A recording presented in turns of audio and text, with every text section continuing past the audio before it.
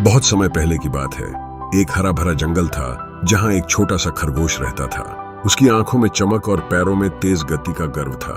हर सुबह जब सूरज अपनी किरणें बिखरता, खरगोश अपनी तेज दौड़ में निकल पड़ता। जंगल के अन्य जीव उसकी गति के दीवाने थे, लेकिन वह हमेशा अपनी रफ्तार को लेकर शेखी बघारता था।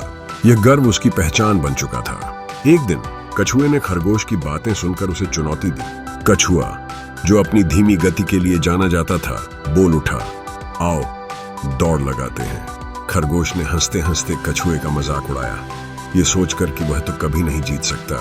लेकिन कछुए ने अपने आत्मविश्वास से हर चुनौती स्वीकार की और दौड़ने का समय तय हुआ। दौड़ की शुरुआत हुई और खरगोश ने अपनी तेज दौड़ शुरू की। वह इतनी तेजी से भागा कि जंगल की हवा भी उसके साथ चलने का प्रयास कर रही थी।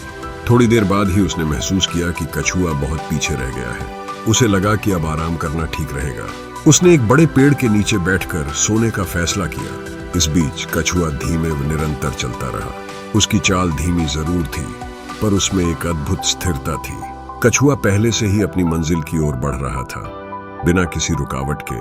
खरगोश ने गहरी नींद में जाने के बाद जब आंखें खोली तो उसके पैरों तले धरती हिल गई।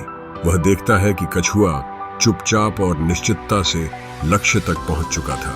यहाँ पर हमें धैर्य और निरंतरता की सच्चाई दिखाई देती है। खरगोश की तेजी का गर्व उसकी सबसे बड़ी कमजोरी बन गया, जबकि कछुए का संतुलित और धैर्यपूर्ण कदम उसे जीत दिलाने वाला साबित हुआ। इस कहानी से यही सीख मिलती है कि कभी कभी धीरे धीरे चलने वाले भी मंजिल तक पहुंच सकते हैं, अगर उनके भीतर धैर्य और उत्साह हो। जीवन में सफलता पाने के लिए सिर्फ तेज होना ही नहीं, बल्कि निरंतरता और समर्पण का होना भी जरूरी है।